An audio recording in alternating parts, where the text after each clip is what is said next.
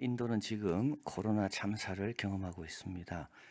하루 확진자가 38명, 30일에는 40만 명이 넘었습니다. 근데 이거 38명은 미국의 38명하고 다릅니다. 왜냐하면 검사 건수가 170만 건밖에 안 됩니다. 170만 건에 38만 명. 이거는 23%입니다. 검사 건수를 늘리면 확진자는 그에 비례해서 23%씩 늘어난다는 겁니다. 그래서 지금 어떤 사람은 한 5억 명이 지금 감염되어 있다 이렇게 보는데 그게 무리가 아니다. 그래서 우리는 38만 명만 보지만 검사 건수가 170만 건밖에 안 되는, 거기에 38만 명입니다. 인도는 세계 백신 생산의 60%를 차지합니다. 그래서 이제 앞으로 백신 생산에도 차질이 생길 것이다. 그래서 인도 문제가 아니라 이거는 세계 문제가 된다 이렇게 봅니다. 이렇게 참사가 된 원인은 어디 있을까요? 이 정부 당국의 자만과 주의 산만에 있다고 봅니다. 1월 모디 총리는 이렇게 말했습니다. 우리는 우리 문제뿐이 아니라 세계 문제도 해결하는데 도움을 줄 수 있는 나라다. 2월에는 또 이렇게 이야기합니다. 인도가 코로나에 대응하는 모습은 전 세계에 기감이 지금 되고 있다. 그래서 4월에 사람이 가장 모이는 한 300만 명 모이는 쿰바벨라라는 겐지스 강에 몸을 담그는 의식을 허용해 주었습니다. 전국에서 와서 마스크 없이 같이 지내다가 전국으로 흩어진 겁니다. 그리고 웨스트 벵갈 지역에 지금 선거가 치러지고 있는데 이 대형 집회를 허락했습니다. 수도 없는 대형 집회들이 모였습니다. 엉뚱한 곳에 마음을 두다가 참사를 당한 겁니다. 이와 대비되는 나라가 있습니다. 히말라야의 작은 나라 부탄입니다. 인도의 백신을 기부받은 나라입니다. 인도는 이제 우리는 됐다 싶어가지고 백신도 막 기부하고 그랬거든요. 부탄은 백신을 기부받았어요. 그런데 바로 접종하지 않았습니다. 불교 승에게 어느 날이 접종하기 제일 좋은 날인지 좀 알아달라. 그래서 불교 승이 정한 그날에 접종을 시작했습니다. 3월 27일부터 한 주간에 성인 인구 85%가 첫 번째 접종을 받았습니다. 세계 신기록입니다. 이는 국가에 대한 신뢰도와 깊이 관련이 있습니다. 이 부탄의 국왕은 지방을 다녀오면 스스로 일주간 자가격리를 합니다. 총리는 해외를 다녀오면 스스로 3주간 자가격리를 합니다. 이렇게 정부부터 본이 되고 모든 일들을 치밀하게 준비해서 하니까 부탄은 현재까지 사망자가 딱 1명 나왔습니다. 여러분, 교만과 방심, 이거 늘 경계해야 됩니다. 선 줄 알았는데 곧 넘어질 수 있는 겁니다. 오늘 본문을 보면 누구도 일부 다처제를 생각하지 않게 됩니다. 두 아내가 서로 경쟁하고 시기하고 이에 야곱은 시달립니다. 일부 다처제는 사실은 이제 레아와 라헬을 이제 아내로 얻는 그 야곱이죠. 근데 이건 야곱이 선택한 게 아닙니다. 그래서 우리가 보통 일부 다처제를 좀 정당하고 싶은 사람들은 야곱을 봐라 뭐 이렇게 이야기하는데 야곱은 사실은 속아서 중혼을 한 겁니다. 원래 야곱은 라헬만 사랑했는데 그 라반이 그 큰 딸도 결혼을 시켜야 되기 때문에 그 야곱을 속여서 레아와 결혼하게 하고 일주일 후에 야곱이 좋아하는 사랑했던 라헬과도 결혼. 그러니까 이거는 중혼인데 이거는 야곱의 선택이 아니라 야곱이 속아서 중혼을 한 겁니다. 그리고 이제 두 시종들이 들어오게 되는데 이거는 그 당시의 관습입니다. 그래서 성경은 야곱이 여인을 2명을 취하고 시종을 통하여 총 12아들을 낳은 것에 대해서 도덕적 판단을 하지 않습니다. 이것은 율법이 있기 전이고 그 당시의 관습이었고, 그러나 우리에게 가르치는 교훈이 있죠. 한 남자와 한 여자, 이게 창조 질서고 이거를 인간이 존중하지 못할 때 그 가정은 얼마나 어려워지는가. 그게 이제 오늘 본문에 잘 나와 있습니다. 서로의 적대감, 그로 인하여 발생하는 불행, 이런 것들이 적나라하게 모이는 것이 오늘 29장과 30장입니다. 그런데 참 감사한 것은 하나님께서 이런 가정에 가정사역을 하고 계시는 겁니다. 그래서 이 가정이 하나님의 가정사역으로 바뀌어가는 내용이 오늘 본문과 이 본문에 있습니다. 먼저 29장 31절에 보면 여호와께서 레아에게 총이 없음을, 이 총이라는 것은 똑똑함이 아닙니다. 이것은 야곱의 사랑입니다. 야곱은 라헬을 좋아하고 레아에는 관심이 없었거든요.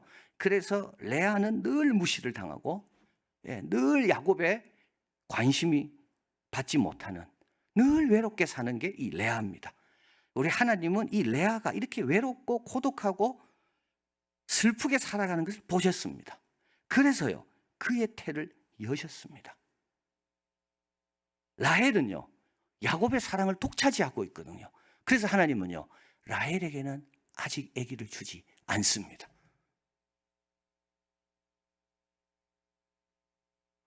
우리 하나님은 한쪽에 모든 것을 다 갖게 하심으로 지나치게 우쭐대거나 한쪽에 모든 것이 없으므로 지나치게 절망하게 하지 않습니다. 약한 것에는 종기를 더해 주시고요, 강한 것에는 약점을 갖게 하십니다. 서로 균형과 비율을 잘 맞게 배분하시는 게 이 하나님의 공의입니다.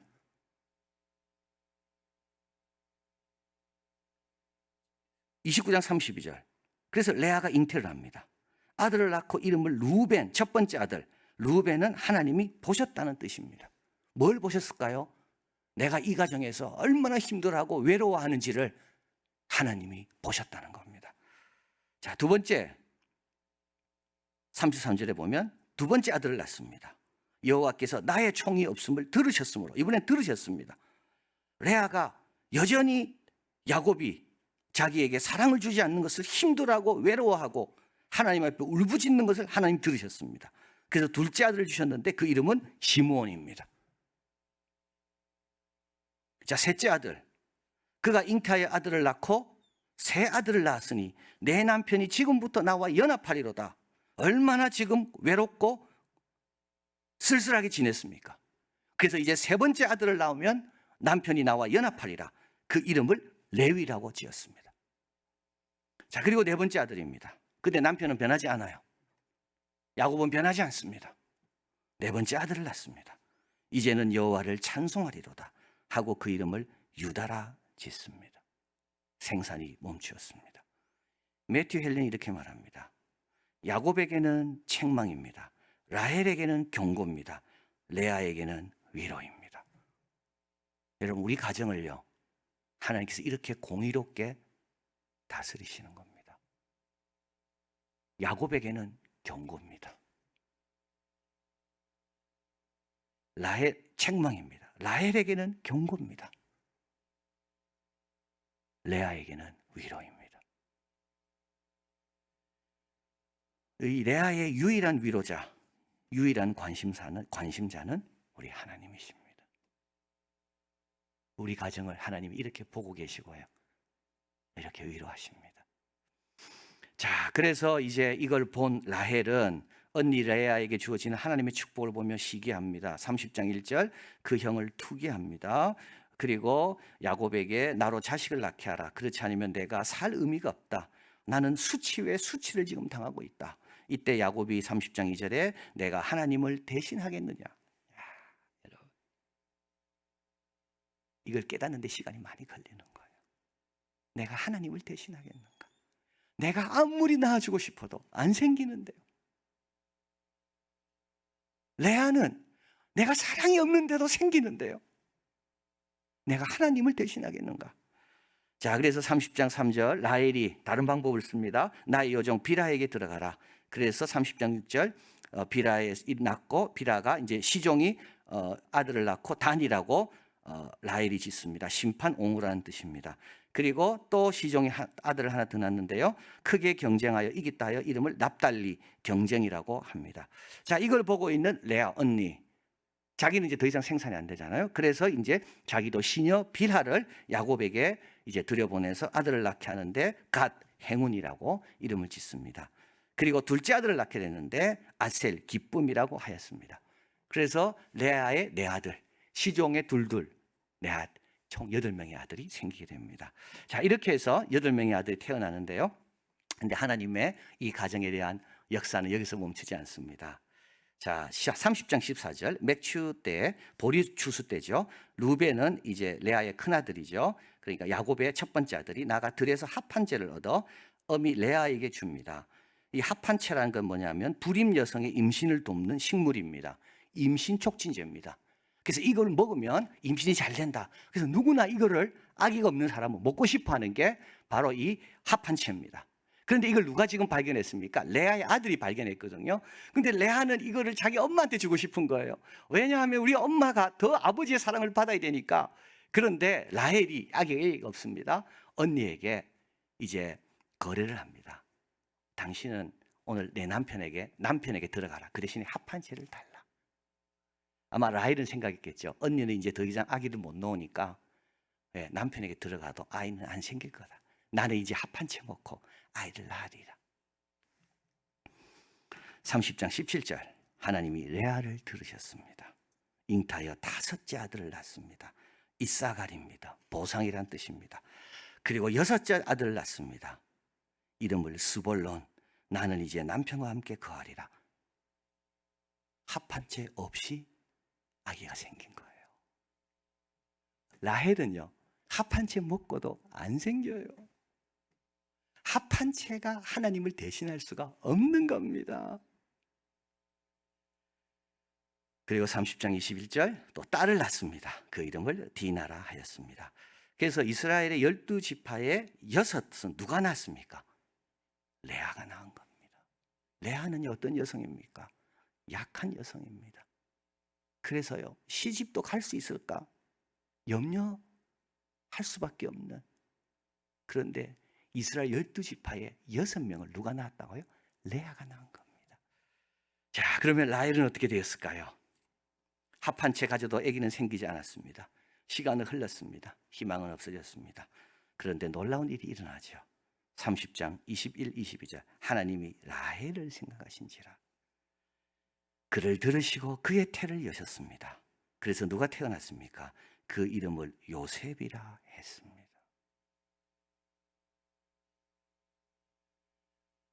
여러분, 우리는요, 공의는 별로 신경 안 쓰죠. 근데 우리 하나님은 공의의 하나님입니다. 우리 가정에 공의를 세우는 분입니다. 우리는 세상의 공의에 관심이 많지만 우리 가정의 공의에 대해서는 별 관심이 없습니다. 그런데 오늘 본문에 보면요, 하나님은요, 공의롭게 이 가정을 인도하시는 걸 보게 됩니다. 남편의 사랑이 부족하면 자식의 사랑을 받게 하시는 거죠. 레아처럼 일찍 주실 때도 있지만, 그러나 라헬에게도 하나님은 공의롭게 하십니다. 그래서요, 라헬에게도 요셉이라는 그 뛰어난 아들을 늦게라도 선물로 주시는 겁니다. 이 12자녀들이 있죠. 다 공의의 열매입니다. 이들은요, 4명은 시종의 자녀들 아닙니까? 그런데도요, 하나님은 그들의 출신을 더 이상 문제 삼지 않습니다. 그들을 동일하게 12지파의 시조로 세우신 것, 이게 하나님의 공의입니다. 여러분, 하나님의 공의를 본받아야 돼요. 우리 가정에 돌아가서 공의롭게 가정과 자녀를 양육해야 돼요. 두 번째 또 여기서 보는 것은 긍휼입니다. 우리 레아 같은 우리 분은 정말 하나님의 긍휼이 아니었다면 이렇게 6명까지 낳지 못했습니다. 라헬은 사랑받기에는 너무나도 이기적인 여성입니다. 근데도 하나님의 긍휼로 요셉을 주시는 거죠. 자, 그래서 공의와 긍휼, 참 이게 그래서요, 공의만 있었더라면 아마 여기서 이렇게 축복받을 사람 아무도 없었을 겁니다. 그래서 하나님은 공의와 긍휼을 아주 잘 배합해서 살릴 건 살리고 죽일 건 죽이고, 참 이게 하나님의 이게 오묘한 섭리라는 것을 보게 됩니다. 마지막으로 지혜입니다. 합한채가 발견됐습니다. 합한채 없이 3명의 자녀를 낳게 하시는 거죠. 합한채 갖고도 안 주시는 거죠. 이게 하나님의 지혜인 겁니다. 하나님 대신할 것을 없다 깨닫게 하기 위해서요. 그럼 제가 이거 책을 하나 들고 왔는데요. 굉장히 무겁습니다. 제가 이걸 받는 순간 떨어뜨릴 뻔했습니다. 이거 한 손으로 못 듭니다. 지금은 좀 되지만 여러분이 한 손으로 드신 분은 이거는 근육이 좋으신 분이 이거 못 듭니다. 이거 굉장히 무겁습니다. 두 손으로 들어야 됩니다. 이 책은 알렉산더 해밀턴에 대한 책입니다. 건국의 아버지입니다. 미국이 영국으로부터 독립한 뒤 나라를 세우는데 가장 큰 공헌을 한 분이 이 해밀턴입니다. 조세, 연방정부의 중요성, 화폐, 중앙은행, 또 군대, 사관학교 이런 것들은 다 지금 새로운 나라가 갖춰야 될 거 아닙니까? 그거를 다 준비하고 논문을 쓰고 틀을 세운 사람이 이 해밀턴입니다. 그런데 이 해밀턴은 49세의 나이로 결투에 죽습니다. 이 결투는 아주 명예롭게 생각했기 때문에 진짜 명예로운 사람은 첫 번째 총은 안 쏜대요. 허공에 쏜대요. 그리고 나서 이제 화해하고 돌아가는 건데 이 사람은 정말 첫 번째 총을 쏘지 않았는데 상대방이 쏘아서 맞아서 죽은 겁니다. 서인도 제도에 그러니까 카리브해에서 사생아로 태어났습니다. 그곳에 선교하러 온 목사님 그리고 섬 사람들이 이 해밀턴이 글을 잘 쓰고 똑똑하다는 걸 알고 장학금을 모아서 뉴욕으로 보내게 됩니다. 그래서 미국 독립전쟁에 참여하게 되고 킹스 칼리지 콜롬비아 대학에서 법을 공부하게 되고 그리고 나서 이제 조지 워싱턴의 이제 그런 인정을 받아서 이제 미국의 건국에 크게 기여하게 되는데요. 이제 49세로 죽은 거죠. 그런데 이분은 굉장히 원칙주의자고 철저한 애국자이기 때문에 적이 많아요. 근데 49세로 죽으니까 적들이 이 사람을 공격하기가 얼마나 좋겠습니까? 그 대표적인 적이 미국의 4대 대통령 토마스 제퍼슨입니다. 그러니까 이 대통령들이 막 이 사람에 대한 안 좋은 말을 써대고 있는 겁니다. 자, 그래서 독실한 기독교인이었고 이분도 독실한 기독교인입니다. 그 아내는 더 독실한 기독교인입니다. 기도할 때 무릎 꿇고 늘 기도하는 그 아들을 그렇게 돌보는. 그래서 이 아내가 다른 걸 바라지 않고 늘 이런 말을 했습니다. 나의 해밀턴, 그를 기억하는 일에도 정의가 찾아오리라. 근데 이제 최근에 이 책이 이 론 처너라는 유명한 전기 작가가 해밀턴의 자료를 다 조사를 해서 우리가 해밀턴을 기억하는 일에 정의가 찾아와야 된다. 그래서 이 책을 적었습니다. 그리고 이 책이 기초가 돼서 브로드웨이에 뮤지컬이 존 알렉산더 해밀턴이라는 뮤지컬이 나오게 되고 한국어로까지 번역돼서 이 책은 지금 3세 인쇄한 건데요. 한국에서도 많은 사람이 해밀턴에 대해서 새롭게 알고 또 교훈을 받고 있게 되었습니다. 자, 오늘 불렀던 찬송 1절 예수께서 오실 때 그 귀중한 보배 하나라도 남김없이 다 찾으시리라. 야곱의 가정 한 명도 잃어버리지 않습니다. 야곱은 야곱대로, 레아는 레아대로, 라헬은 라헬대로, 12아들은 12아들대로. 이게 하나님의 공이요, 긍휼이요, 이게 하나님의 지혜입니다. 우리 가정도 마찬가지입니다. 우리 하나님께서 한 명 한 명 공의롭게, 긍휼로, 지혜롭게 세우신다. 그래서요, 방심하지 마시고요, 교만도 하지 마시고요, 늘 겸손히 이 하나님의 공의, 긍휼, 지혜에 인도를 잘 받는, 그래서 연료관의 보석처럼 빛나는 우리 가정, 우리 식구들이 다 되기를 바랍니다. 사랑하는 하나님 감사합니다. 참 주님께서 떠나시면 이 가정 다 무너집니다. 주님께서 개입하고 도와주지 않으면 불행과 적대감으로 이 가정은 상처밖에 없는 이 가정의 일생이 될 수밖에 없습니다. 그런데 하나님께서 개입하시고 공의롭게 조절해 주시고 지혜롭게 도와주셔서 12지파의 시조가 되고 레아도 라헬도 야곱도 다 하나님 나라에게 귀하게 쓰임받는 종이 된 것을 보게 됩니다. 우리 가정도 마찬가지입니다. 교만하지 않게 하시고 방심하지 않게 하시고 늘 여호와를 바라며 예배 정성껏 잘 드리고, 그리고 주님이 인도하실 때 하나님 대신할 거 자꾸 찾으려고 하지 말고 하나님께 구하고 하나님께 바라보고 그러는 가운데 주님의 가정의 사역이 열매 맺는 우리 모두가 되게 하여 주시옵소서. 모든 말씀 예수 그리스도 이름으로 기도하옵나이다. 아멘.